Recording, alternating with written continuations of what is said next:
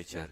देखो डायरेक्शनल और non directional का मतलब क्या होता है, जैसे अपन कोवलेंट बॉन्ड बनाते हैं तो अपन को मालूम है कि यार दो बॉन्ड बनाए हैं, दो कोवलेंट बॉन्ड बनाए हैं तो लीनियरली रखना है, तीन बनाए हैं तो आपको ट्राइगोनल प्लेनर रखना है, चार है तो टेट्राहेड्रल। तो डायरेक्शन फिक्स होती कि नहीं होती। लेकिन आयनिक बॉन्ड में ऐसा कुछ नहीं होता, क्योंकि आयनिक बॉन्ड क्या है, कोई डायरेक्शन नहीं, सिर्फ इंटरेक्शन की बात होती है। मान लो Na प्लस और Cl माइनस ने आयनिक बॉन्ड बनाया है, तो भाई अगर ये डिस्टेंस r है तो r डिस्टेंस पे आप कहीं भी रखो फोर्स तो बराबर ही लगेगा। क्या डायरेक्शन मैटर करेगी कि भाई यहां रखा है तो कम फोर्स, यहां रखा है तो ज्यादा फोर्स। तो ये क्या होते हैं, नॉन डायरेक्शनल होते हैं। तो आयनिक बॉन्ड क्या होते हैं, नॉन डायरेक्शनल होते हैं। कोवलेंट बॉन्ड क्या होते हैं, डायरेक्शनल। क्यों, क्योंकि वो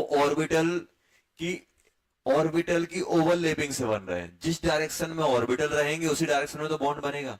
क्या यहां पे कोई ओवरलैपिंग हो रही है, कुछ नहीं हो रही, इसलिए क्या होता है, कोई डायरेक्शन मैटर नहीं करती। अब हम लोग बात करने वाले हैं किसकी बेटा, नेक्स्ट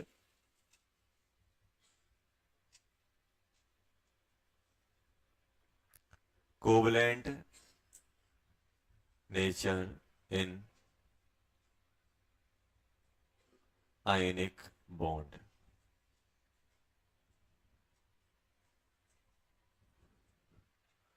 अब ध्यान देना, covalent nature in ionic bond की अगर अपन बात करें तो जैसे हम लोग अगर बात करें तो आयनिक बॉन्ड में क्या होता है, एक कैटायन होता है, एक कैटायन, ये क्या हो गया अपना कैटायन। वो कैटायन कैसे बनता है, इलेक्ट्रॉन लूज करके। और क्या होता है अपने पास, एनाइन। ये क्या है बेटा, एनाइन। एनाइन कैसे बनता है, इलेक्ट्रॉन गेन करके। तो अगर मैं आपसे बोलूं कि यार इसका न्यूक्लियस ये है, इसका न्यूक्लियस ये है, तो मुझे तो कौन सा कैटाइन और एनाइन में बात करें तो कैटाइन अपने इलेक्ट्रॉन क्लाउड को स्ट्रांगली अट्रैक्ट करके रखेगा। क्यों करके रखेगा, क्योंकि वो इलेक्ट्रॉन लूज कर चुका है, साइज उसका अपने पेरेंट एटम से छोटा है। इसका साइज क्या है, अपने पेरेंट एटम से छोटा है, क्योंकि ये इलेक्ट्रॉन लूज करके बना है। मान लो ये अपना A प्लस है और ये क्या है, B माइनस। और B माइनस कैसे बना है, एक इलेक्ट्रॉन गेन करके बना है। अगर कोई भी स्पीसीज में इलेक्ट्रॉन बढ़ जाएगा तो उसका साइज बढ़ता है कि नहीं बढ़ता, क्यों, क्योंकि प्रोटॉन उतनी ही, नंबर ऑफ इलेक्ट्रॉन बढ़ गए, नंबर ऑफ इलेक्ट्रॉन बढ़ेंगे तो अट्रैक्शन उतना नहीं लगा पाएगा। तो होता क्या है, अगर कोई भी एटम अगर आयन में जा रहा है तो या कैटायन में जाएगा या एनायन में जाएगा। तो अगर कैटायन में जाएगा तो अपने इलेक्ट्रॉन लूज करेगा, लूज करेगा तो उसका साइज छोटा रहेगा। और जो एनायन होता है, एनायन का साइज क्या होता है, अपने पेरेंट एटम से बड़ा होता है। क्यों, क्योंकि उसमें इलेक्ट्रॉन एक्स्ट्रा ऐड हुए। तो अब हुआ क्या, इसका साइज बड़ा है तो होता क्या है, ये इसका न्यूक्लियस हो गया और ये खुद के जो आउटर मोस्ट का क्लाउड है, ये आउटर मोस्ट का क्लाउड है, क्या उतना अट्रैक्शन लगा पाएगा अपने क्राउड पे जितना एक न्यूट्रल एटम में लगा रहा था, नहीं लगा पाएगा, क्योंकि साइज बढ़ गया है। नॉर्मल एटम मान लो इतना था, B ऐसा था, उसमें इलेक्ट्रॉन गेन हुआ, B का साइज बढ़ गया। तो अब जितना अट्रैक्शन अपने आउटर मोस्ट में यहां लगा पा रहा था, क्या यहां लगा पाएगा, नहीं लगा पाएगा। तो अब ध्यान देना, ये क्या होती है, ये अपने पास होती है आइडियल आयनिक बॉन्ड। आइडियल मतलब जो मिलता नहीं है, आइडियल। ऐसा हम सोच रहे हैं कि ये कैटायन है, ये एनायन है, इनके बीच में क्या लग रहा है बेटा, अट्रैक्शन, जिसको हमने क्या बोल दिया, इस अट्रैक्शन को क्या बोल दिया, आयनिक बॉन्ड। लेकिन अब ध्यान देना, रियल में होगा क्या, अगर हम रियल सिनेरियो की बात करें तो ये जो कैटायन है, कैटायन के पास क्या है, पॉजिटिव चार्ज। कैटायन के पास क्या है बेटा, पॉजिटिव चार्ज। वो कैटायन के पास पॉजिटिव चार्ज है और अपने इलेक्ट्रॉन वो लूज कर चुका है, तो इस पे पॉजिटिव चार्ज की चार्ज डेंसिटी है। उस पॉजिटिव चार्ज की चार्ज डेंसिटी, और यहाँ पे क्या है, यहाँ पे इलेक्ट्रॉन क्लाउड है। तो अब आप सोचो, यहाँ पे पॉजिटिव चार्ज बैठा हुआ है और यहाँ पे इलेक्ट्रॉन क्लाउड है, तो इलेक्ट्रॉन क्लाउड को क्या करेगा, ये अपने साइड अट्रैक्ट करेगा कि नहीं करेगा, अपने साइड इलेक्ट्रॉन इस, ये क्या है, ये पॉजिटिव क्लाउड है। पॉजिटिव क्लाउड क्यों है, क्योंकि इसमें से इलेक्ट्रॉन लूज हो चुके हैं। और ये डेंस भी है। डेंस क्यों है, क्योंकि चार्ज, इसकी साइज छोटी हो चुकी है। क्यों, क्योंकि पहले साइज जो भी था उसको इलेक्ट्रॉन लूज किया, साइज छोटा हो गया। तो इसके पास क्या है, पॉजिटिव चार्ज डेंसिटी है, बहुत ज्यादा है। और बगल में क्या रखा हुआ है, नेगेटिव। और बगल में अगर नेगेटिव रखा हुआ तो नेगेटिव को अपने साइड अट्रैक्ट करेगा कि नहीं करेगा? और अपने साइड अगर ये अट्रैक्ट करेगा तो जो अपना स्पेरिकली सिमेट्रिक था, क्या अब सिमेट्रिक रहेगा? नहीं रहेगा। तो ये कुछ ऐसा इलिप्टिकल टाइप का बन जाएगा, ऐसा इलिप्टिकल हो जाएगा। क्यों? क्योंकि ये क्लाउड क्या है? नेगेटिव चार्ज है, और इस क्लाउड को उसका सेंटर न्यूक्लियस उतना अट्रैक्शन नहीं लगा पा रहा है कि भाई ये अपने शेप को मेंटेन करके रख सके। क्यों? क्योंकि बगल में नेगेटिव, बगल में क्या है? Positive charge. तो पॉजिटिव चार्ज क्या करेगा? इसको अपने साइड अट्रैक्ट करेगा। अट्रैक्ट करेगा तो इसके साइज में डिफॉर्मेशन आएगा कि नहीं आएगा? जितना स्ट्रॉन्ग ये अट्रैक्शन लगाएगा उतना ज्यादा डिफॉर्मेशन आएगा कि नहीं आएगा? अच्छा मुझे बताओ, ये डिफॉर्मेशन किस पे डिपेंड करेगा? डिफॉर्मेशन इस पे डिपेंड करेगा कि ये कितना अट्रैक्शन लगा रहा है, कितनी इसके पास चार्ज डेंसिटी है, उस पर डिपेंड करेगा। क्या इस पे डिपेंड नहीं करेगा कि ये कितना बड़ा है? जितना बड़ा होगा उतना ज्यादा डिफॉर्मेशन होगा कि नहीं होगा? जितना ज्यादा कैटा एनायन का साइज बड़ा होगा उतना ज्यादा डिफॉर्म करेगा कि नहीं करेगा? अगर छोटा सा होगा तो क्या डिफॉर्म करेगा? कम करेगा। तो अब हो क्या रहा है? हमने देखा आइडियली क्या होना चाहिए, ये कैटायन ये एनायन, इनमें अट्रैक्शन लगना चाहिए। अट्रैक्शन तो लग रहा है, लेकिन साथ में क्या हो रहा है? एनायन का जो क्लाउड है कैटायन से अट्रैक्ट हो रहा है। अट्रैक्ट होगा तो क्या अभी स्पेरिकल रहेगा? नहीं रहेगा, इलिप्टिकल टाइप का हो जाएगा। तो अब हुआ क्या? अब ऐसे समझो कि मान लो इसने इसने और ज्यादा अट्रैक्ट किया, तो ये और ज्यादा क्लाउड यहां आ जाएगा कि नहीं आ जाएगा? आयनिक बॉन्ड में क्या है? हमें आयनिक बॉन्ड समझ के यही फील आता है, एक एनाइन एक कैटाइन बस। और कोवेलेंट बॉन्ड को जब हम सुनते हैं तो अपने दिमाग में क्या पिक्चर जनरेट होती है? अपने दिमाग में ये पिक्चर जनरेट होती है, ये सर एक एटम न्यूक्लियस, ये दूसरे एटम का न्यूक्लियस, और इलेक्ट्रॉन डेंसिटी इनके बीच में आई होगी, उसने शेयरिंग हुई होगी, इलेक्ट्रॉन डेंसिटी की शेयरिंग हुई, तभी तो कोवेलेंट बॉन्ड बना है। तो अब आप देखो इसमें कोवेलेंट बॉन्ड के लक्षण नहीं आने लगे, कोवेलेंट बॉन्ड के वो नहीं आने लगे। कोवेलेंट बॉन्ड में क्या होता था? इलेक्ट्रॉन डेंसिटी दोनों न्यूक्लियस के बीच में जा रही है, देखो जा रही है कि नहीं जा रही है? तो इसमें कोवेलेंट नेचर आ रहा है कि नहीं आ रहा है? अगर 100% आयनिक होगा तो ये दोनों 100% स्पेरिकल होंगे, लेकिन क्या स्पेरिकल है? नहीं है। क्यों? क्योंकि जो एनायन का क्लाउड है वो कहां डिफॉर्म हो रहा है? इन दोनों के बीच में मूव कर रहा है। मतलब क्या हो रहा है? जो नेगेटिव चार्ज एनायन का, जो नेगेटिव चार्ज का क्लाउड है उसमें डिफॉर्मेशन आ रहा है। या फिर हम बोल सकते हैं कि नेगेटिव के क्लाउड को या एनायन के क्लाउड को कैटायन ने डिस्ट्रॉयड कर दिया, अपने साइड अट्रैक्ट कर लिया। और अपने साइड अट्रैक्ट करेगा तो ये क्लाउड क्या होगा? एक डायरेक्शनल नेचर में आ जाएगा। और डायरेक्शनल नेचर किसकी प्रॉपर्टी है? कोवेलेंट बॉन्ड की आयनिक की? कोवेलेंट बॉन्ड की। तो जितना ज्यादा ये डायरेक्शनल जाएगा, जितना ज्यादा ये डिस्ट्रॉयड होगा, जितना ज्यादा ये नेगेटिव का क्लाउड अट्रैक्ट होगा, उतना ज्यादा इसमें कोवेलेंट नेचर आएगा कि नहीं आएगा? तो अब हम लोग क्या करते हैं, अब अपने दिमाग में ये आएगा, सर क्या एनायन कैटायन के क्लाउड पे कोई इफेक्ट पड़ेगा? कैटायन के क्लाउड पे कोई इफेक्ट नहीं पड़ेगा, क्योंकि उसका साइज बहुत छोटा है, ऑलरेडी वो इलेक्ट्रॉन लूज करके बना है। तो जो भी साइज में डिफॉर्मेशन आता है किसके में आता है? एनायन के क्लाउड में आता है। तो होता क्या है? तो ये क्या होगी अपने पास? Real condition. ये क्या होगी? Real condition. ये रियल कंडीशन ये होती, आयनिक बॉन्ड ऐसा दिखता है, ये न्यूक्लियस हो गया ये।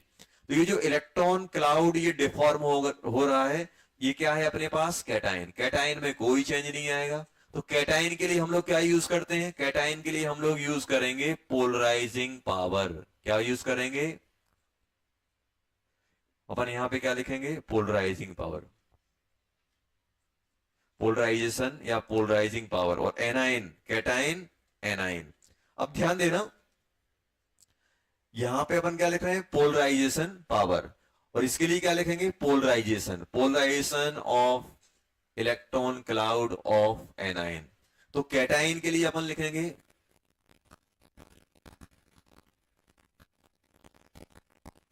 पावर। जितनी इसकी पोलराइजेशन पावर या पोलराइजिंग पावर होगी उतना ज्यादा इलेक्ट्रॉन क्लाउड को अट्रैक्ट करेगा। और एनायन के लिए हम लोग क्या लिखेंगे? पोलराइजेशन। एनायन के लिए क्या वर्ड यूज करते हैं? Polarization, polarization of. तो कैटायन के लिए कैटायन क्या करेगा? कैटायन एनायन के क्लाउड को अपने साइड पोलराइज करेगा। जितनी ज्यादा उसकी पोलराइजेशन पावर होगी उतना ज्यादा वो पोलराइज करेगा कि नहीं करेगा। तो यहाँ पे अगर हम कैटाइन की बात करें तो कैटाइन पे अगर हम लोग लिख रहे हैं तो अभी बताओ, मैं यहाँ पे बात कर रहा हूं कैटाइन के लिए हम लोग क्या यूज करेंगे, पोलराइजेशन पावर। अब मुझे बताओ, पोलराइजिंग पावर कैटाइन की किस पे डिपेंड करेगी, चार्ज पे। जितने ज्यादा चार्ज होगा उतना ज्यादा नेगेटिव क्लाउड को अट्रैक्ट करेगा। साइज क्या होना चाहिए इसका, छोटा। जितना छोटा साइज होगा उतना ज्यादा चार्ज डेंसिटी होगी कि नहीं होगी। तो इनवर्सली प्रोपोर्शनल टू क्या हो जाएगा, साइज। और अगर हम एनाइन के लिए बात करें तो एनाइन के लिए हम लोग क्या लिखेंगे, एनाइन के लिए हम लोग लिखेंगे पोलराइजेशन। क्या लिखेंगे, polarisation.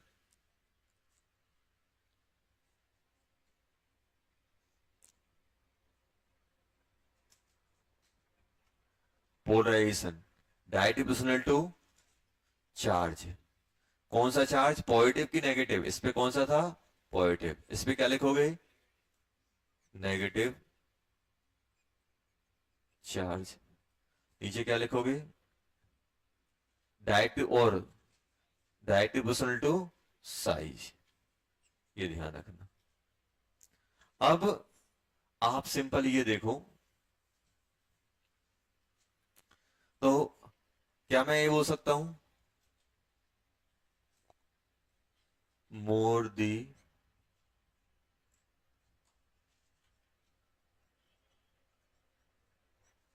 polarization of electron cloud by the electron cloud of anion by the cation more the covalent nature in ionic bond। ये बोल सकता हूं, अरे ये बोल सकता हूं कि नहीं बोल सकता, देखो यहां पे कैटायन एनायन।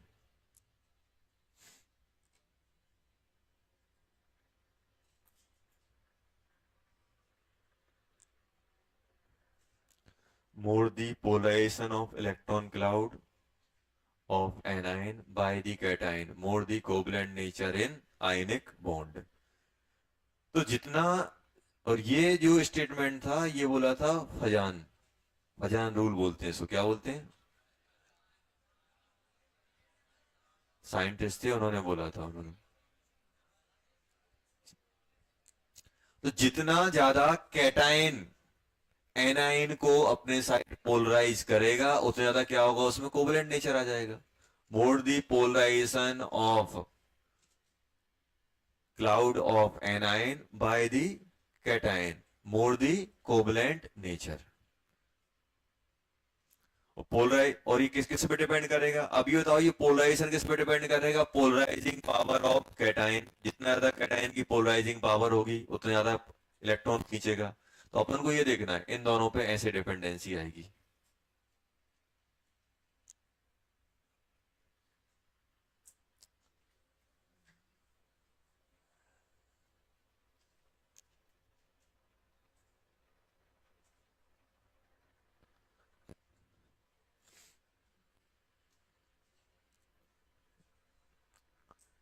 जितना ज्यादा नेगेटिव डिफॉर्म होगा उतना ज्यादा उसमें कोवलेंट नेचर आएगा। डिफॉर्म, नेगेटिव को डिफॉर्म होने के लिए बड़ा होना पड़ेगा, नेगेटिव चार्ज बड़ा होना पड़ेगा।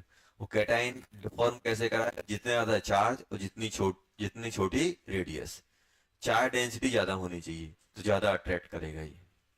तो जब ये डिफॉर्मेशन होता है तो ये मान के चला जाता है कि कैटाइन के साइज पे कोई इफेक्ट नहीं पड़ता। जो भी डिफॉर्मेशन होता है किसका होता है, एनायन का होता है।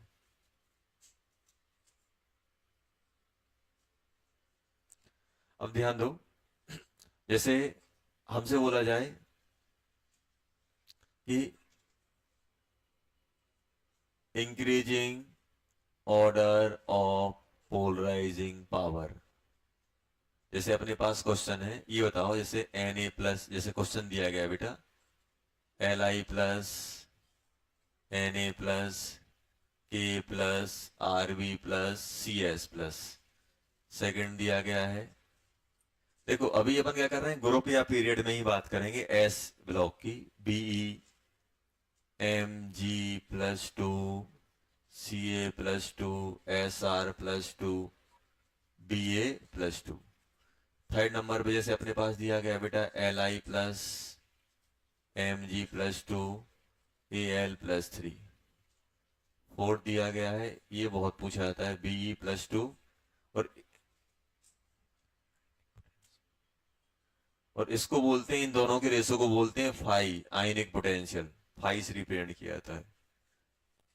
चार्ज अपॉन साइज का रेशो क्या होता है, आयनिक potential.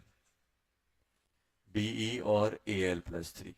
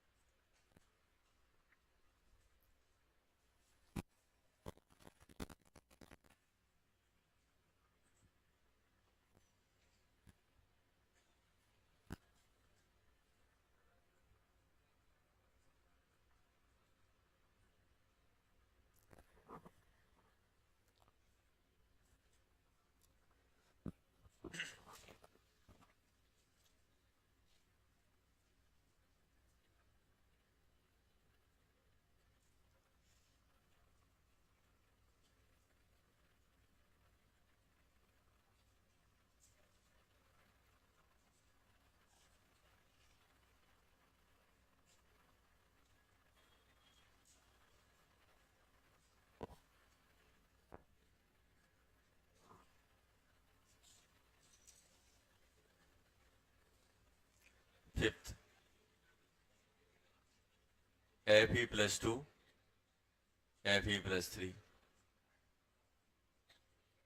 Mn plus 2 plus 5 plus 7। बताओ किसमें ज्यादा होगा।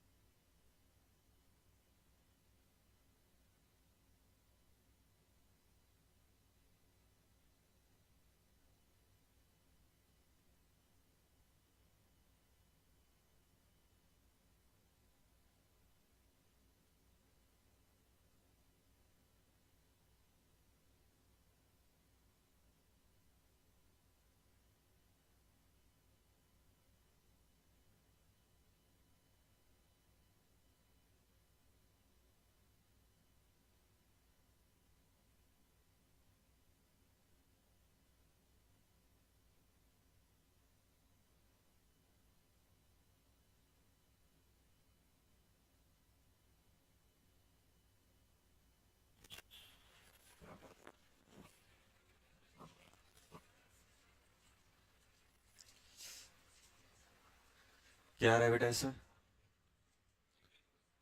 देखो सब में चार्ज सेम है, साइज इसका बड़ा है सीजियम का, तो इसकी पोलराइजिंग पावर सबसे कम हो गई, ऐसे आ जाएगा। इसमें सेम आ जाएगा। इसमें देखो, इसका साइज भी बड़ा होता है, Mg का साइज छोटा होता है, Al का और छोटा होता है, ये अपन ने पीरियड टेबल में बताया था। तो चार्ज भी बड़ा है, ये आ जाएगा। अब इसमें ध्यान रखना, Be प्लस 2 और Al प्लस 3 में इसका चार्ज बड़ा है, लेकिन एक्चुअली क्या होता है, जब हम चार्ज बाय साइज का रेशो निकालते हैं तो Be ज्यादा आता है। बीई की पोलराइजिंग पावर ज्यादा होती है BE+2 की, ये ध्यान रखना बस। ये इन फिफ्थ वाले में कैसे करोगे?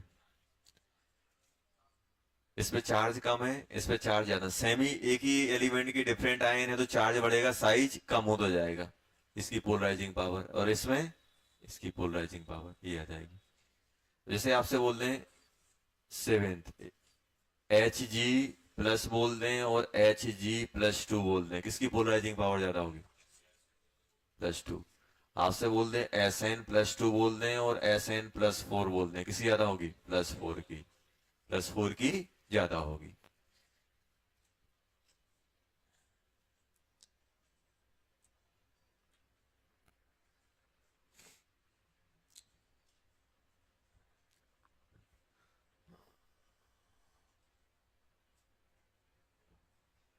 अब होगा क्या बेटा, अब आपको क्या होंगे, डिफरेंट डिफरेंट वो कंपेयर करने को आएंगे। जैसे ये अपन ने किसके कर लिए, ये अपन ने लगभग एस ब्लॉक में देख लिया, ये किस में देख लिया? एस ब्लॉक में।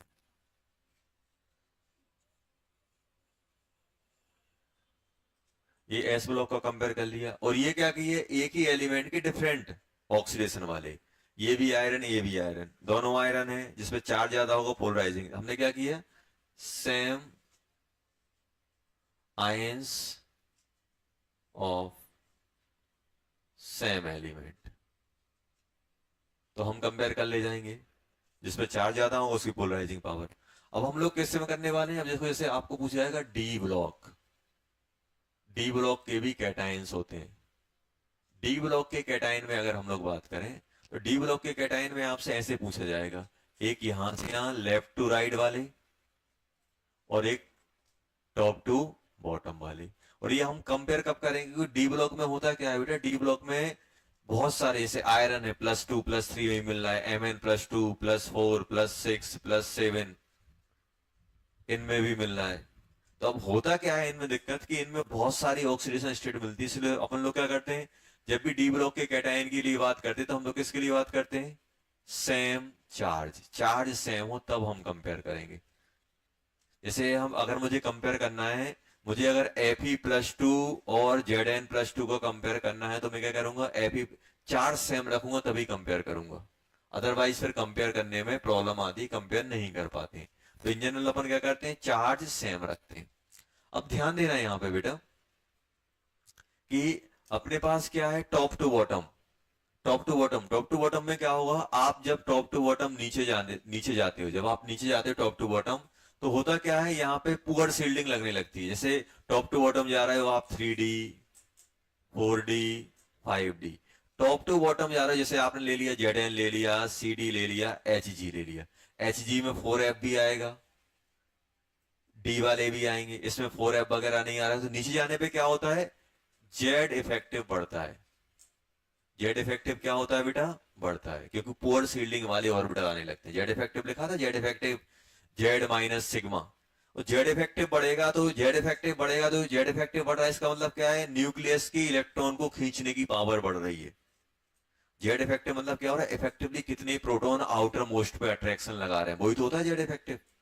तो नीचे जाने पे क्या होता है, अपना जेड इफेक्टिव बढ़ने लगता है, और जेड इफेक्टिव बढ़ेगा तो अपना क्या होगा, पीपी भी बढ़ेगा, पोलराइजिंग पावर भी बढ़ेगी।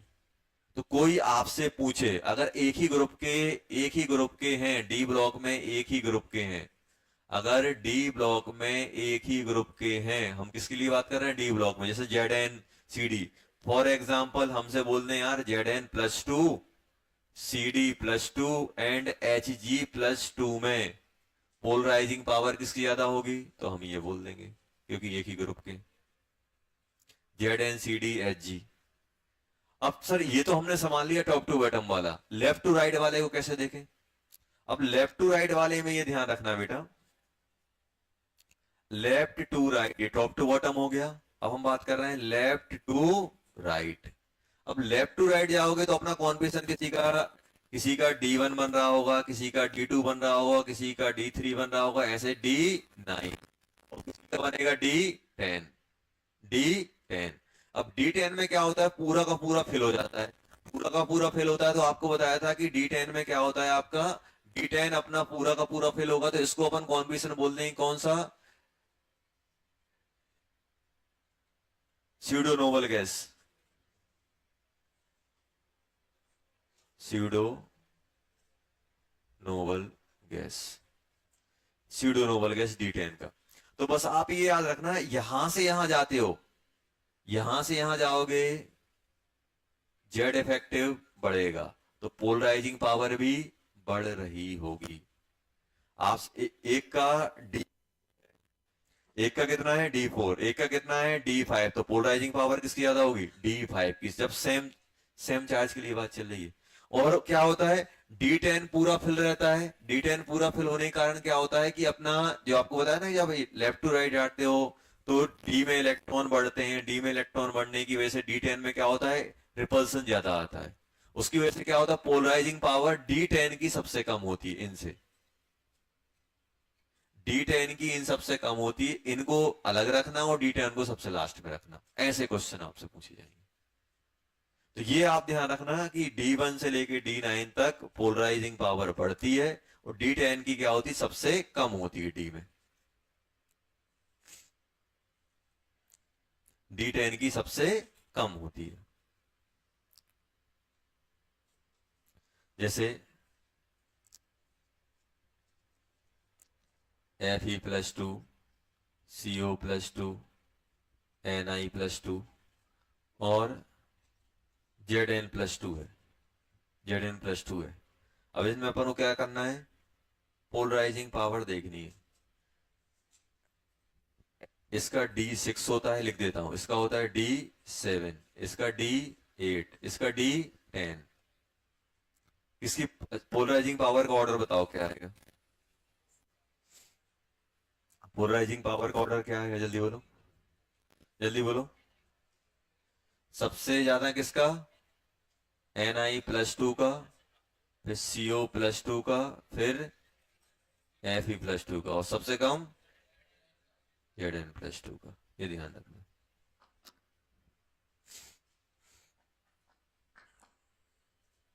आया, चलो। और इन जनरल क्या होता है, S and P block, sorry S और डी ब्लॉक की बात करें तो एस ब्लॉक और डी ब्लॉक में आप एस ब्लॉक और डी ब्लॉक के कैटाइन की बात करोगे तो पोलराइजिंग पावर डी ब्लॉक की ज्यादा होती है, ये ध्यान रखना। इन जनरल चार्ज सेम रखते हैं लेकिन कहीं कहीं चार्ज में वेरिएशन आ जाता है, तो इन जनरल अपन क्या मान के चलते हैं, डी ब्लॉक की पोलराइजिंग पावर एस ब्लॉक वालों से ज्यादा होती है। डी ब्लॉक वालों की किससे ज्यादा होती है, एस ब्लॉक वालों से।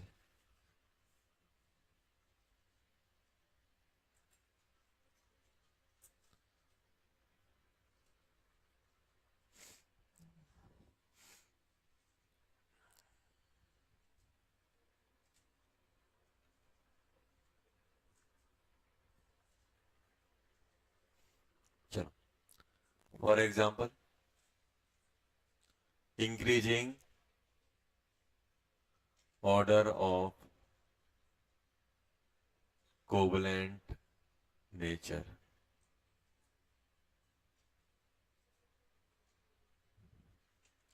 इंक्रीजिंग ऑर्डर ऑफ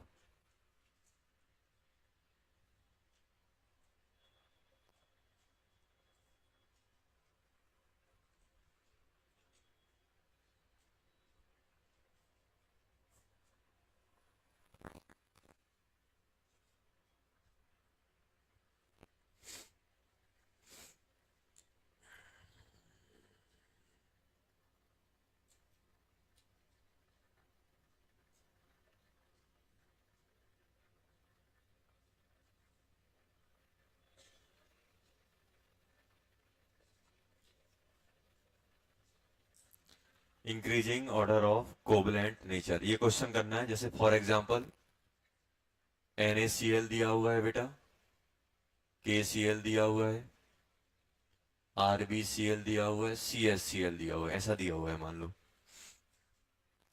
तो मुझे मालूम है कि कोवलेंट नेचर कैसे बढ़ता है, कैटाइन का पोलराइजिंग पावर ज्यादा होना चाहिए और एनायन का पोलराइजेशन ज्यादा होना चाहिए। अब देखो क्वेश्चन देख के अपन को डिसाइड करना है कि मुझे फैक्टर कौन सा लगाना है। अब ये क्वेश्चन अपन देख रहे हैं, क्लोरीन कैटाइन, कैटाइन डिफरेंट है, एनाइन सेम है कि नहीं है? इसमें भी क्लोरीन, इसमें भी क्लोरीन, इसमें भी क्लोरीन, इसमें भी क्लोरीन, सब में एनाइन अपना सेम है, तो एनाइन वाला फैक्टर कहीं नहीं आने वाला। जो भी फैक्टर आएगा किसका आएगा? कैटाइन का। मुझे तो कैटाइन की किसकी पोलराइजिंग पावर ज्यादा है? Na की के की Rb की CS की? Na की। तो Na ज्यादा इलेक्ट्रॉन को खींचेगा अपने साइड, तो ज्यादा कोवलेंट नेचर क्रिएट करेगा कि नहीं करेगा? तो इसमें कोवलेंट नेचर ज्यादा आ जाएगा। मान लो इसी क्वेश्चन में आपसे पूछा हो जाता आयनिक नेचर, क्या पूछा हो जाता? आयनिक। तो आयनिक क्या करते जल्दी बोलो? CsCl सबसे ज्यादा होता, उसके बाद RbCl, उसके बाद KCl, उसके बाद NaCl। बहुत आसान है, कुछ नहीं करना है इसमें। अब जैसे मान लो, अब क्वेश्चन ऐसा भी दे सकते हैं कि कैटाइन वेरी करा दे, एनाइन वेरी करा दे। जैसे मान लो वो दे दे यहाँ पे NaF, NaCl, NaBr, NaI। अब मुझे बताओ, अब ये कैसे करोगे? ये तो बहुत आसान है। अगर मुझे कैटाइन, मान लो जैसे अपन ने ये पोलराइजिंग पावर की बात की, ऐसे ही अगर अपन लोग बात करें increasing order of polarization, polarization of anion, polarization के एनायन की बात करें तो क्या होगा? इस पे डिपेंड करता है, चार्ज पे और साइज पे भी। अब मुझे बताओ, जैसे मैं आपसे बोल रहा हूँ यार एफ नेगेटिव है, क्या है? F negative, Cl negative, Br negative और I नेगेटिव में सबसे ज्यादा पोलराइजेशन किसका होगा? सबसे ज्यादा पोलराइजेशन, तो चार्ज सबका सेम है, साइज जिसका ज्यादा बड़ा होगा उसका पोलराइजेशन ज्यादा होगा। साइज किसका बड़ा है? आयोडीन का। ये आ जाएगा कि नहीं आ जाएगा? अब जैसे मान लो अपन को दे दिया यार उन्होंने F नेगेटिव और O-2 और S-2, मुझे बताओ क्या होगा? ऐसे दे दिया मान लो, फ्लोरीन और ऑक्सीजन में कौन बड़ा है? ऑक्सीजन। और साइज भी किसका बड़ा है? ऑक्सीजन का। दोनों साइड से सेम आएगा आंसर। ये आएगा कि नहीं आएगा?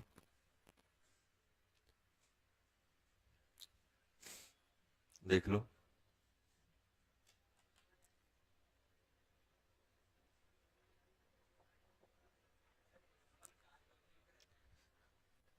अरे जिसपे चार्ज ज्यादा आएगा साइज भी तो उसका ही बड़ा हो जाएगा। नेगेटिव चार्ज बढ़ेगा तो साइज बढ़ जाएगा। अब ये वाला क्वेश्चन करो, थर्ड वाला बताओ। NaCl और AgCl। Fourth BeO, MgO, CaO।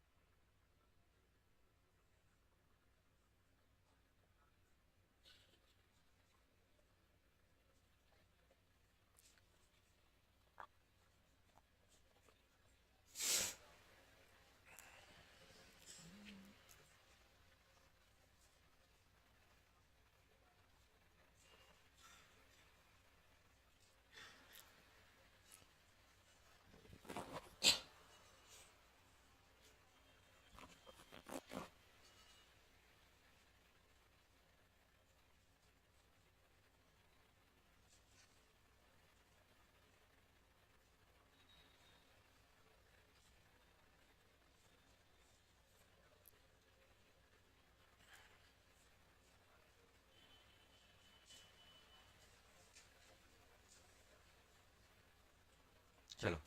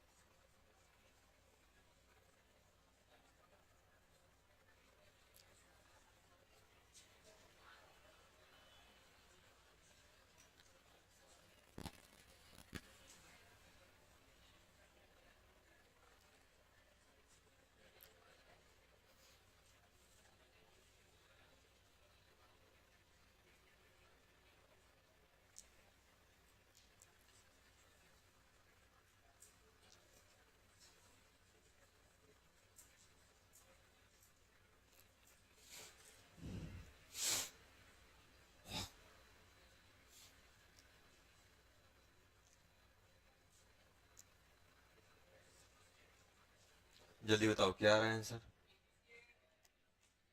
पहले वाले में क्या आ रहा है, इसमें इसमें ये आ गया, इसमें AgCl Na+ और Ag+, तो ये डी ब्लॉक का है, ये एस ब्लॉक का है। इसमें बताओ इसमें क्या हो रहा है। +2 +2 ये आएगा कि नहीं आएगा कोवलेंट नेचर, इसमें इंक्रीजिंग, इसमें ये, इसमें कैसे किया, Cl पे प्लस होता है, Cl पे -1 होता है, 2 Cl है 2 माइनस, तो Ag पे कितना आएगा +2, इस Ag पे कितना आएगा +1, +1 कैसे आया देखो, Hg2Cl2, तो ये बताओ एक Cl कितना कितना चार्ज कैरी करेगा -1, तो दो Cl -2, तो इसमें कितना आएगा +2 आएगा, तो 2 Hg पे प्लस, तो एक पे एक, 2 Hg पे प्लस, दोनों मिला के कितना +2 क्रिएट कर रहे हैं, तो एक पे कितना आएगा +1, इस पे +2, इस पे कितना है +1, तो +2 वाले की पोलराइजिंग पावर ज्यादा होगी, ये आ जाएगा। इसमें K प्लस सेम है, इसमें भी प्लस, इसमें भी प्लस, ये बताओ इस O2 पे कितना चार्ज है -2, इस O2 पे कितना चार्ज है -1, किसमें ज्यादा पोलराइजेशन होगा, -2 वाले पे कि -1 वाले पे, -2 वाले पे ज्यादा पोलराइजेशन होगा।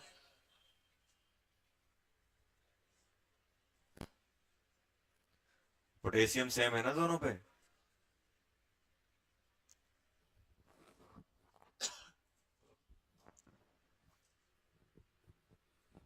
-2 वाला ज्यादा चार्ज आ गया, O2 सेम है। चलो देखो,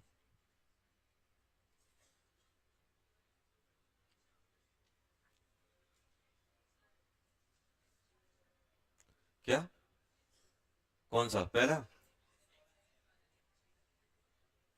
कौन सा, अरे HgCl2 है, Cl कितना चार्ज कैरी करता है, कितने कितने कितने में है, 2, तो ये -2, तो इस पे कितना आएगा +2, Hg2Cl2, क्लोरीन कितना चार्ज कैरी करता है -1, तो ये इसमें टोटली चार्ज कितना आएगा -2, 2 Hg पे कितना आएगा +2, तो एक Hg पे कितना आएगा +1, इसलिए तो यहाँ +1 लिखा है Hg पे, किसमें, क्या K पे 2, वही तो लिखा है, तभी तो -2 लिखा है ना, अरे K पे कितना आता है प्लस, और 2 के हैं तो कितना हो जाएगा +2, अरे यार जितना, मान लो यहाँ +2 है तो दूसरे पे कितना आएगा -2 ही आएगा, न्यूट्रल है। पोटेशियम पे कितना चार्ज आता है +1, और 2 पोटेशियम कितना चार्ज लेके आएगा +2, तो ऑक्सीजन पे कितना आना चाहिए -2, तो -2 ही तो लिखा है यहाँ। अरे तो जितना एनाइन पे टोटल चार्ज होगा उतना ही चार्ज तो कैटाइन पे टोटल चार्ज होगा, और पोटेशियम कितना होता है, पोटेशियम का चार्ज फिक्स है +1, 2 पोटेशियम है तो कितना आएगा +2, तो ये एनाइन भी कितना लेके आएगा -2, कितना लेके आएगा -2।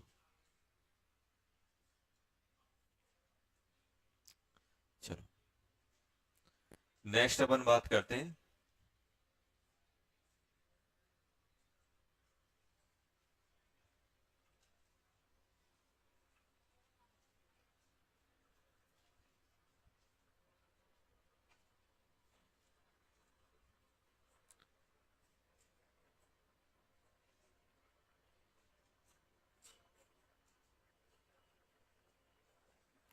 Thermal stability of ionic compound.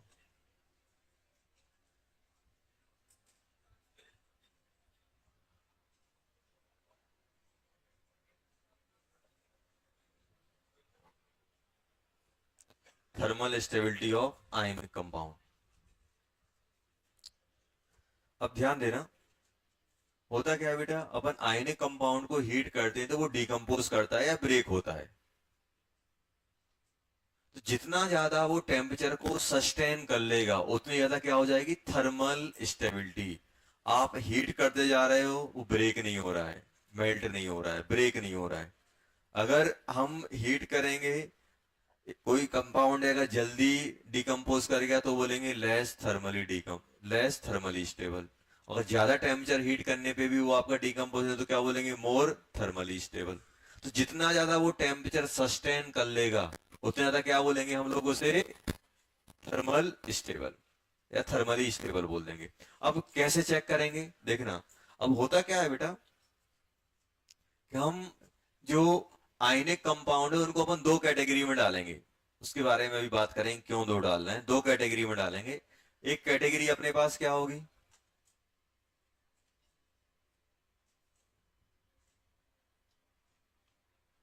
दो कैटेगरी में अपन डालेंगे।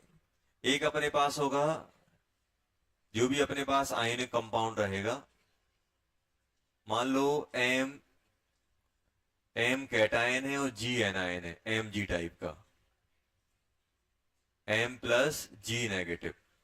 अब ध्यान देना, एम क्या है अपना कैटायन, जी क्या है अपना एनायन। अब अगर अपना जी क्या है,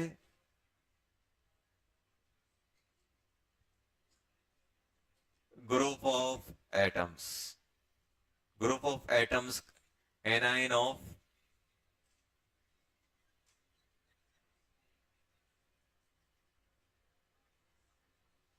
ग्रुप ऑफ एटम्स, एटम्स का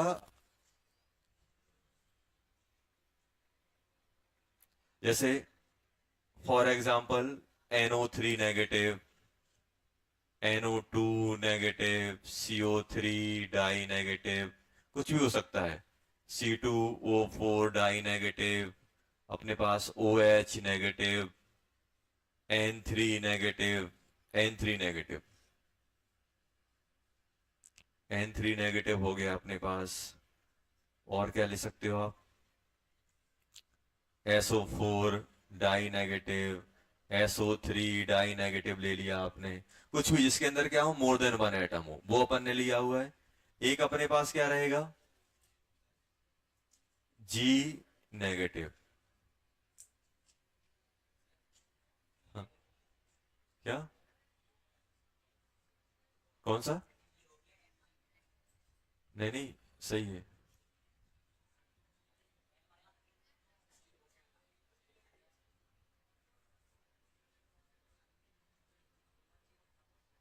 सिंगल एटॉमिक फॉर्म में है, सिंगल एटॉमिक फॉर्म।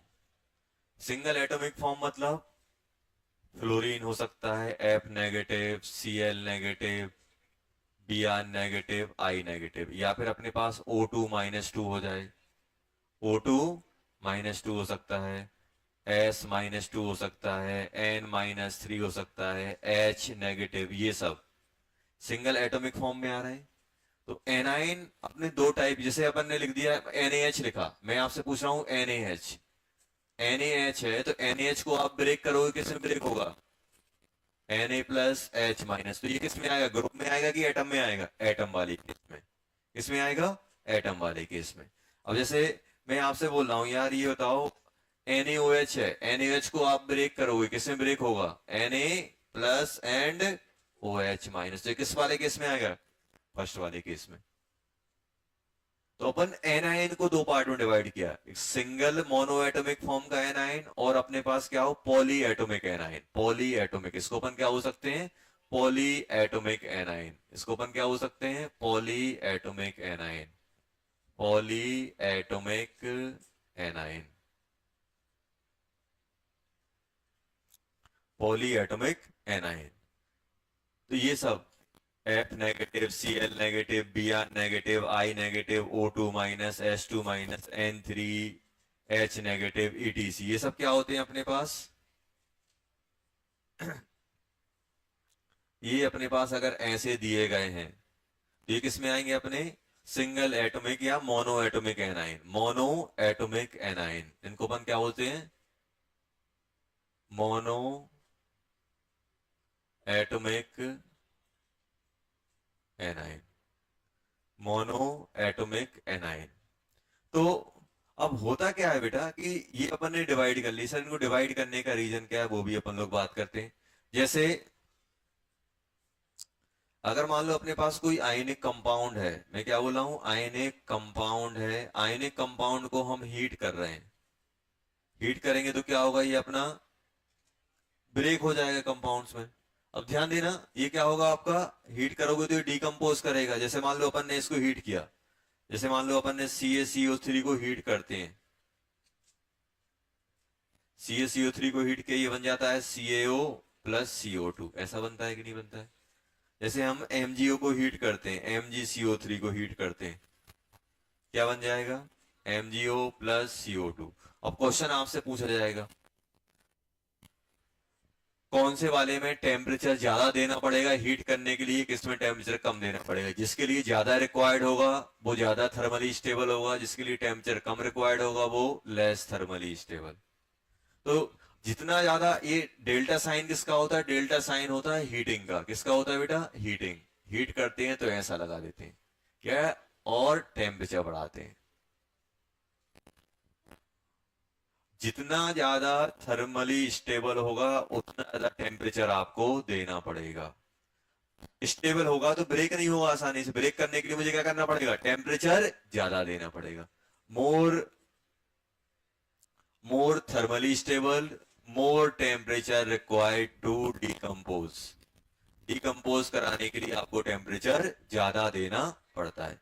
अब अगर हम लोग बात करें कि सर ये दो कैटेगरी में क्यों डाला है, अब उसके बारे में भी हम लोग बात कर लेते हैं। दो कैटेगरी में क्यों डाला, क्योंकि दोनों में आंसर अलग अलग तरीके से निकाला जाता है।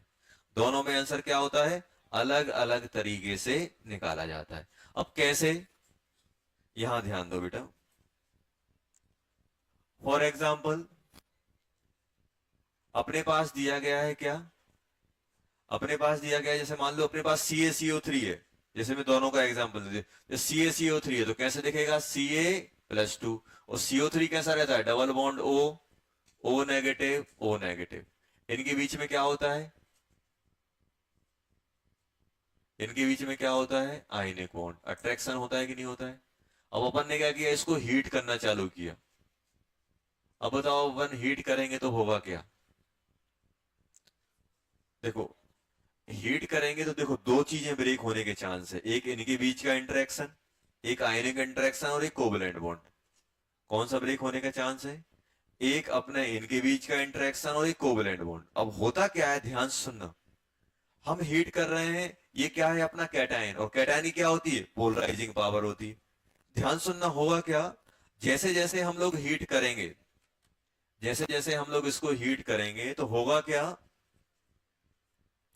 कि ये बॉन्ड को ब्रेक करने की कोशिश करेगा। अब ये बॉन्ड कौन सा ब्रेक होना है, आयनिक ब्रेक होना है कि ये होना है, वो हम लोग देख लेते हैं। अब ध्यान देना, जैसे हमने कैल्शियम लिया, अब कैल्शियम के क्या है, कैल्शियम के पास प्लस चार्ज है, तो ये जो इसके इलेक्ट्रॉन क्लाउड है, इलेक्ट्रॉन क्लाउड कौन से, ये जो क्लाउड है इसके अंदर जो इलेक्ट्रॉन है उसको अट्रैक्ट करेगा कि नहीं करेगा। मान लो यहाँ पे कोई कैटायन पड़ा हुआ है और यहाँ पे मान लो बहुत सारा इलेक्ट्रॉन क्लाउड है, तो इसके क्लाउड को अपने साइड अट्रैक्ट करेगा कि नहीं करेगा। तो जो वो मेटल कैटायन है वो एनायन के क्लाउड को, अपने इलेक्ट्रॉनिक क्लाउड को अपने साइड अट्रैक्ट करेगा। अब मुझे बताओ, अगर ये इसके क्लाउड को अट्रैक्ट करेगा तो ये बॉन्ड वीक पड़ जाएंगे कि नहीं पड़ जाएंगे।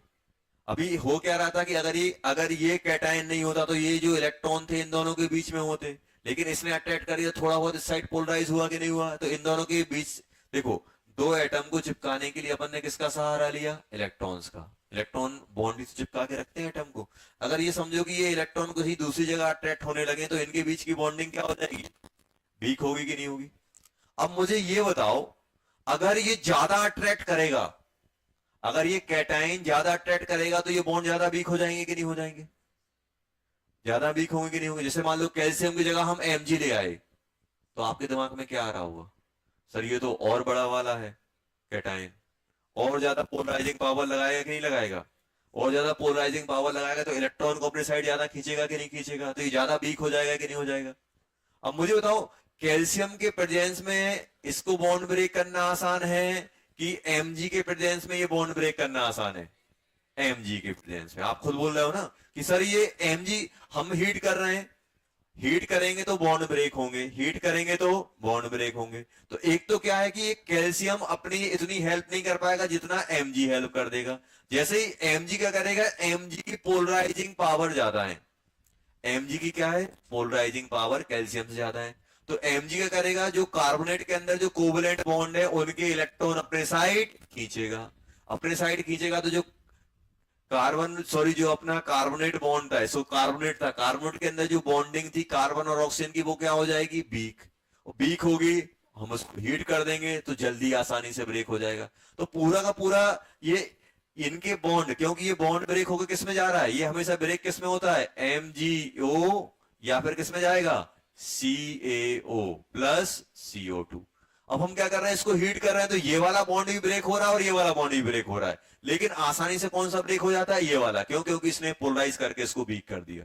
तो जैसे जैसे हम टेम्परेचर बढ़ाते जाएंगे मॉलिक्यूल में क्या होता है, वाइब्रेशन आता है, वाइब्रेशन की वजह से कौन सा, ये वाला बॉन्ड वीक हो जाएगा, ये CO2 निकल के भाग जाएगा, ये बेचारा यहीं अट्रैक्ट हो जाएगा, तो CaO बन जाएगा और MgO चला जाएगा। तो आप खुद बताओ, अगर हम कैल्शियम ले लें और कैल्शियम की जगह अगर हम स्ट्रोंशियम ले लें, तो ये बताओ सबसे ज्यादा पोलराइज कौन कर रहा होगा, Mg अगर पोलराइज करेगा तो ये बॉन्ड ब्रेक होंगे, बॉन्ड वीक होगा कि नहीं होगा, और ये बॉन्ड वीक होगा तो आसानी से ब्रेक हो जाएगा, और आसानी से ब्रेक हो जाएगा तो मुझे टेम्परेचर कम देना पड़ेगा। तो मोर थर्मली स्टेबल या लेस थर्मली स्टेबल, तो मैं आपसे बोलूं कि बताओ कैल्शियम, मैग्नीशियम और स्ट्रोंशियम में किसमें ज्यादा स्टेबल आएगा आपका कंपाउंड, किसमें कम स्टेबल आएगा। तो आप बोलोगे सर ये जो Mg है, Mg इस बॉन्ड को ज्यादा वीक कर देगा, तो कम टेम्परेचर पे ही वो ब्रेक हो जाएगा। तो लेस थर्मली स्टेबल कब मिलेगा, जब ये कैटाइन ज्यादा पोलराइजिंग पावर रखेगा। तो मैं यहां पे सिंपल ये बोल सकता हूं इस कैटेगरी में, इसमें मैं ये बोल सकता हूं कि thermal stability inversely proportional to PP of cation, बोल सकता हूं PP ऑफ कैटाइन। और क्या ऐसा बोल सकता हूं, ये तो इसकी पोलराइजिंग पावर ज्यादा है तो इसमें कोवलेंट कैरेक्टर ज्यादा आएंगे, आयनिक कैरेक्टर कम होंगे। जितना ज्यादा इसके अंदर कोवलेंट कैरेक्टर होगा उतने आसानी से बॉन्ड ब्रेक हो जाएगा, क्योंकि Mg क्या कर रहा है, अट्रैक्ट करके इसके बॉन्ड को वीक कर दे रहा है। जो कैटायन है पॉली एटॉमिक एनायन में जो कैटायन होता है, कैटायन उसके पॉली एटॉमिक एनायन के अंदर जो एटम होते हैं जो कोवलेंट बॉन्ड से कनेक्ट होते हैं, उनके बीच की बॉन्डिंग को वीक कर देता है अपनी पोलराइजिंग पावर से। जितनी ज्यादा पोलराइजिंग पावर कैटायन की होगी उतने ज्यादा क्या करेगा, वो जो कोवलेंट बॉन्ड के इलेक्ट्रॉन है उनको अपने साइड खींचेगा, तो वो बॉन्ड क्या हो जाएंगे, वीक। वीक होंगे, आराम से ब्रेक हो जाएंगे, लेस थर्मली स्टेबल। अगर इसकी पोलराइजिंग पावर कमजोर होगी तो ये बॉन्ड अच्छे खासे स्ट्रांग होंगे, तो हमें ज्यादा टेम्परेचर देना पड़ेगा, और ज्यादा टेम्परेचर देके अगर ब्रेक करा रहा है मतलब हाई थर्मली स्टेबल, अगर कम टेम्परेचर पे ब्रेक हो रहा है मतलब लो थर्मली स्टेबल या लेस थर्मली स्टेबल हम बोल सकते हैं। तो होता क्या है, thermal stability directly proportional to polarizing power of cation, और कोवलेंट नेचर, इसकी पोलराइजिंग पावर बढ़ेगी तो कोवलेंट नेचर क्या हो जाएगा, बढ़ जाएगा, तो 1 कोवलेंट नेचर बोल सकता हूं। और आयनिक नेचर, इन्हें बताओ इन सब में सबसे ज्यादा आयनिक कौन सा रहेगा, ये वाला आयनिक रहेगा। क्यों, क्योंकि ये इलेक्ट्रॉन क्लाउड को अपने साइड कम अट्रैक्ट करेगा, तो ये सबसे कम, सबसे गंदी पोलराइजिंग पावर किसकी, इसकी। तो सबसे ज्यादा आयनिक बॉन्ड कौन देगा, ये। सबसे ज्यादा कोवलेंट कौन देगा, Mg, और Mg कोवलेंट बनाएगा तो इसको वीक भी कर देगा, इलेक्ट्रॉन को खींच लेगा। कौन किसको वीक कर रहा है, ये जो अपने इस एनायन के अंदर जो कोवलेंट बॉन्ड है उनके इलेक्ट्रॉन को अपने साइड अट्रैक्ट करके पोलराइज करके इसके बॉन्ड को वीक कर देगा। तो ये आएगा अपने पास। सर इसमें क्या कहानी है, अब इसमें आऊं। अब इसमें क्या दिक्कत है कि जैसे मान लो अपन ने NaCl ले लिया, बेटा NaCl, अब कंपेयर करो, एक तो ये था और एक मैं NaCl को कंपेयर कर रहा हूं, Na+Cl-। अब मुझे बताओ क्या इसके अंदर कोई कोवलेंट बॉन्ड है, क्या मोनो एटॉमिक कैटायन के अंदर कोई कोवलेंट बॉन्ड है, कोवलेंट बॉन्ड है ही नहीं है, तो ब्रेक कहां से होगा। अब मुझे क्या ब्रेक करना है, ionic bond, ionic bond break करना है। इसमें आयनिक बॉन्ड ब्रेक नहीं करना पड़ा था, इसमें कौन सा बॉन्ड ब्रेक हो रहा था, कोवलेंट। अब मोनो एटॉमिक में क्या कोवलेंट बॉन्ड मिलेगा, है ही नहीं है, क्योंकि एक ही एटम है, एक ही टाइप का एटम है। तो अब ये बताओ, ये इसमें हम बात क्यों कर रहे थे, क्योंकि इसमें जो कैटायन एनायन था वो पॉली एटॉमिक वाला था। पॉली एटॉमिक, अगर मुझे बहुत सारे एटम को, बहुत सारे नॉन मेटल के एटम को एक साथ कनेक्ट करना है तो वो कोवलेंट बॉन्ड से ही कनेक्ट होंगे, और कोवलेंट बॉन्ड से कनेक्ट होंगे तो उनको मैं हीट करूंगा तो कौन से ब्रेक होंगे, कोवलेंट, क्योंकि ये इसके बॉन्ड को वीक कर रहा था। क्या NaCl के अंदर कोई कोवलेंट बॉन्ड है, नहीं है, इसके अंदर भी नहीं मिलेगा। क्या आपका KCl के अंदर कोवेलेंट बॉन्ड है? क्या KCl के अंदर कोवेलेंट बॉन्ड है? नहीं है। अब इनके अंदर क्या है? Only ionic bond. इनके अंदर क्या है बेटा? इनके अंदर कोवेलेंट प्लस आयनिक दोनों बॉन्ड है। दोनों बॉन्ड है कि नहीं है? कोवेलेंट बॉन्ड कहां? इसके अंदर कोवेलेंट, इसके अंदर ETC, बहुत सारे होते हैं ऐसे। इसके अंदर भी कोवेलेंट, सबके अंदर कोवेलेंट बॉन्ड है। क्या? कोवेलेंट और आयनिक। जब हम और ये आयनिक बॉन्ड वीक क्यों हो गया? क्योंकि जो कैटायन है, कैटायन ने अपनी पोलराइजिंग पावर से इसकी कोवेलेंट बॉन्ड को वीक कर दिया। हीट करेंगे आराम से ब्रेक हो जाएगा। जब हम हीट करते हैं तो कौन सा बॉन्ड ब्रेक होता है? Covalent bond. जितना ज्यादा स्ट्रॉन्ग पोलराइजिंग पावर वाला रहेगा उतना ज्यादा कोवेलेंट बॉन्ड को वीक कर देगा, उतने जल्दी बॉन्ड ब्रेक हो जाएगा, उतना ही वो लेस थर्मली स्टेबल होगा। समझ में आया? अब इसके अंदर क्या है बेटा? इसके अंदर कोवेलेंट बॉन्ड है ही नहीं। कोवेलेंट बॉन्ड नहीं है तो फिर हम कोवेलेंट बॉन्ड की स्ट्रेंथ की हम बात ही नहीं करेंगे। पोलराइज। अब आप बोलोगे सर कोवेलेंट बॉन्ड नहीं है तो फिर हम क्या कर रहे हैं? बेटा हम यहाँ पे क्या ब्रेक कर रहे हैं? Ionic bond. और आयनिक बॉन्ड में ये एनायन कैटायन जब अट्रैक्ट होते तो हम ये किससे स्ट्रेंथ देखते हैं? लेटेस्ट एनर्जी से। किससे देखते हैं? लेटेस्ट। जितना ज्यादा इनके बीच में स्ट्रॉन्ग अट्रैक्शन होगा उतना ज्यादा हमें क्या देना पड़ेगा? टेम्परेचर देना पड़ेगा। जितना ज्यादा स्ट्रॉन्ग बॉन्ड होगा तो इनमें बॉन्ड कौन से होते हैं? इनमें होते हैं सिर्फ कौन से? Only ionic bond. और आयनिक बॉन्ड है तो मुझे आयनिक बॉन्ड को ब्रेक करना पड़ेगा। और आयनिक बॉन्ड की स्ट्रेंथ मैं किससे देखूंगा? लेटेस्ट एनर्जी से। जितनी ज्यादा लेटेस्ट एनर्जी, तो थर्मल स्टेबिलिटी किस पे डिपेंड करेगी? Directly proportional to lattice energy. और लेटेस्ट एनर्जी किस पे डिपेंड करती है? चार्ज के डायरेक्टली प्रोपोर्शनल होता है। चार्ज अपॉन रेडियस, यही तो होता है दोनों के बीच की डिस्टेंस। ये तो लिखा था KQ1Q2/R। जितना ज्यादा चार्ज होगा उतनी ज्यादा लेटेस्ट एनर्जी होगी, जितना छोटा डिस्टेंस होगा उतनी ज्यादा लेटेस्ट एनर्जी आएगी। अब मुझे बताओ NaCl और KCl में किसको एनर्जी ज्यादा देनी पड़ेगी? किसकी लेटेस्ट एनर्जी ज्यादा है? चार्ज दोनों में स्वयं है, +1 -1 +1 -1। साइज किसका बड़ा है? KCl का। और KCl का साइज बड़ा है। KCl का साइज क्या है बेटा? बड़ा। तो लेटेस्ट एनर्जी कम, इसकी लेटेस्ट एनर्जी ज्यादा, तो NaCl की थर्मल स्टेबिलिटी ज्यादा आएगी। तो इस केस में क्या आ रहा है? इस केस में अगर मुझे थर्मल स्टेबिलिटी लिखना पड़े तो मैं क्या लिखूंगा? CaCO3। अगर मुझे लिखना पड़े MgCO3, CaCO3 और SrCO3 में किसकी ज्यादा होगी? अब ये क्या है? पॉलीवैलेंट है। पॉलीवैलेंट में क्या देखेंगे? परसेंटेज आयनिक या फिर पोलराइजिंग पावर। इसकी पोलराइजिंग पावर ज्यादा है तो ये क्या करेगा? बॉन्ड को वीक ज्यादा कर देगा। तो ये आएगा थर्मल स्टेबिलिटी का ऑर्डर। और वही अगर हम NaCl और KCl में बात करेंगे तो NaCl और KCl में कोई कोवेलेंट बॉन्ड नहीं है। जो भी देखा जाएगा किससे देखा जाएगा? आयनिक। और आयनिक बॉन्ड की स्ट्रेंथ किससे देखी जाती है? लेटेस्ट एनर्जी से। तो लेटेस्ट एनर्जी NaCl की ज्यादा है कि KCl की? तो आप बोलोगे सर NaCl। ये देखा जाएगा। तो इसलिए अपन ने दो पार्ट में ब्रेक किया, क्योंकि एक में कोवेलेंट बॉन्ड है, एक में नहीं है। कोवेलेंट बॉन्ड किसमें नहीं होंगे? सर जिसमें सिंगल एटम है कोवेलेंट बॉन्ड उसमें मिलेंगे ही नहीं। और इसमें क्या मिलेंगे? कोवेलेंट और आयनिक। तो इसमें कौन सा बॉन्ड ब्रेक होता है? Covalent bond. इसमें कौन सा? सॉरी, इसमें आयनिक और इसमें कोवेलेंट। कोवेलेंट बॉन्ड को वीक कौन कर रहा है? कैटायन। कैटायन जितना स्ट्रॉन्ग वाला होगा, जितना ज्यादा पोलराइजिंग पावर वाला होगा, उतना कोवेलेंट बॉन्ड को वीक कर देगा, उतना ही वो आसानी से डिकम्पोज हो जाएगा, लेस थर्मली स्टेबल हो जाएगा। जितना ज्यादा टेम्परेचर रिक्वायरमेंट रहेगी उतना ज्यादा वो थर्मली स्टेबल होगा। तो समझ में है दो कैटेगरी में क्यों डाला है? इसलिए अपन जब भी थर्मल स्टेबिलिटी की बात आती है तो दो कैटेगरी में अपन डाल देते हैं। फॉर एग्जाम्पल, जैसे मैं आपसे बोल रहा हूं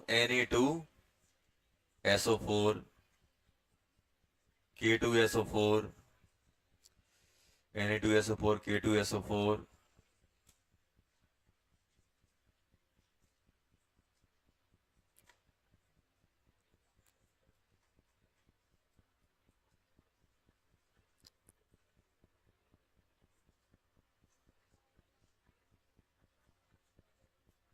थर्मल स्टेबिलिटी बताओ इसमें।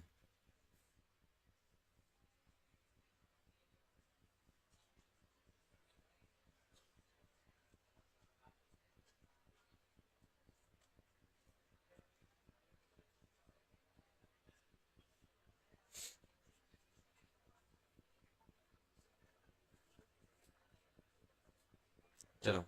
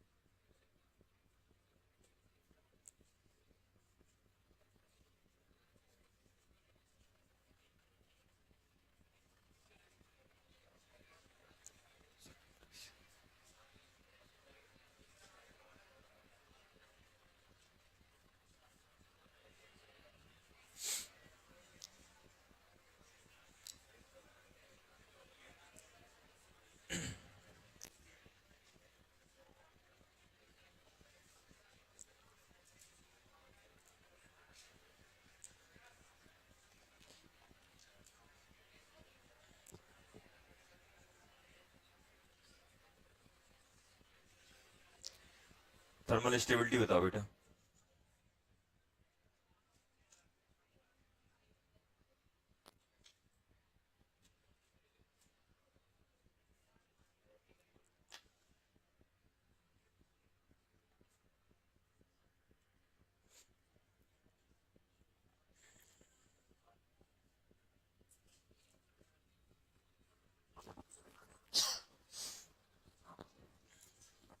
पहले वाले में क्या आ रहा है? ये आ गया, इसमें भी ये आएगा।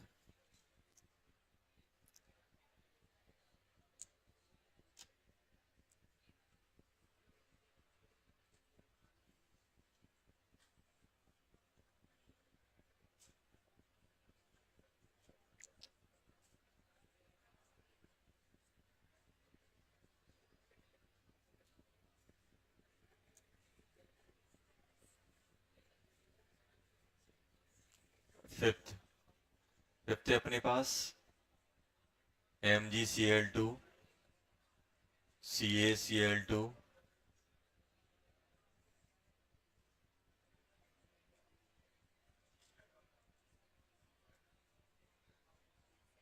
BaCl2।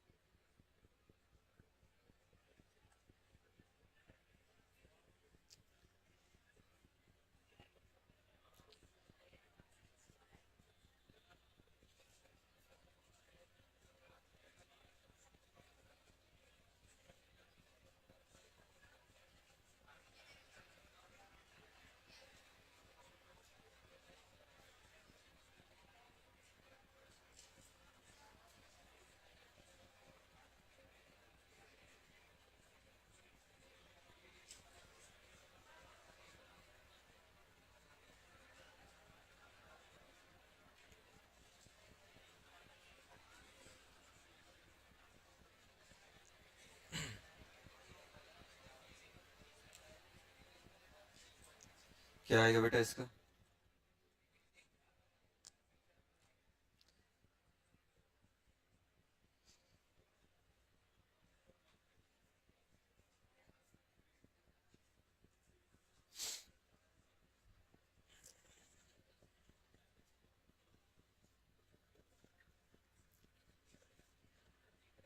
MgCl2 CaCl2 SrCl2 और BaCl2।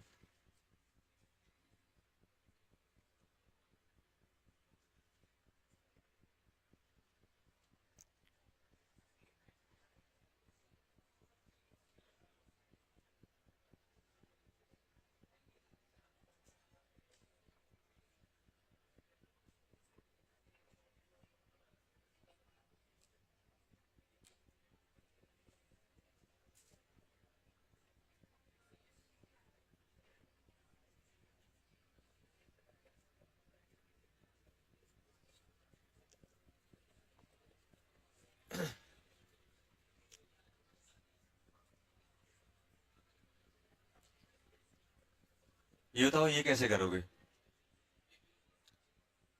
देखो इसको आप ब्रेक करोगे Mg+2 और 2Cl नेगेटिव, एटम में ही ब्रेक होगा। तो थर्मल ये बताओ सबसे ज्यादा लेटेस्ट एनर्जी किसकी होगी, ये आएगा ना ऑर्डर। चलो इसमें क्या आएगा लास्ट, इसमें क्या देखोगे, इसमें भी लेटेस्ट एनर्जी से ये वाला ऑर्डर आएगा। इसमें भी क्या देखोगे, लेटेस्ट एनर्जी, सिंगल एटम है O-2, O-2 आएगा कि नहीं आएगा, इसमें भी यही ऑर्डर आ जाएगा। अच्छा ये वाला, इसमें क्या आ रहा है, सेम ऑर्डर। सिंपल क्वेश्चन होते हैं, कुछ नहीं होता है, आपको दिया रहेगा मोनो एटॉमिक है कि डाई एटॉमिक है, सॉरी मोनो एटॉमिक है कि पॉली एटॉमिक। चलो होमवर्क क्या करोगे, दिखाओ बुकलेट दिखाओ।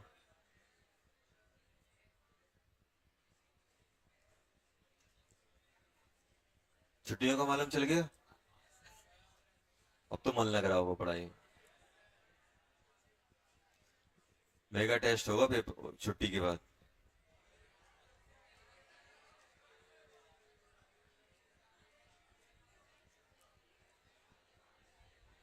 और सुनो, दिवाली गिफ्ट भी मिलेगी एक।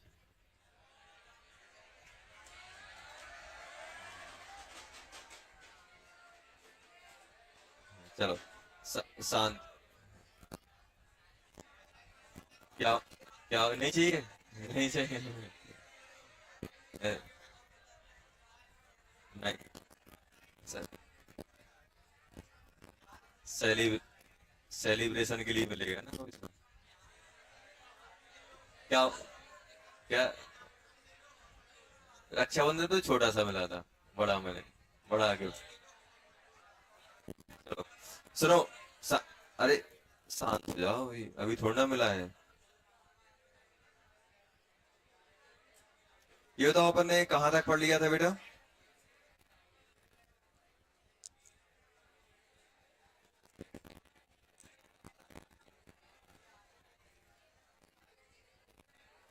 चलो एक काम करना, क्वेश्चन नंबर 15 DCT 9 1 to 15 कर लेना, DCT 9 1 to 15 कर लेना, DCT 9 क्वेश्चन नंबर 1 to 15। चलो ओके बच्चे, किसका है?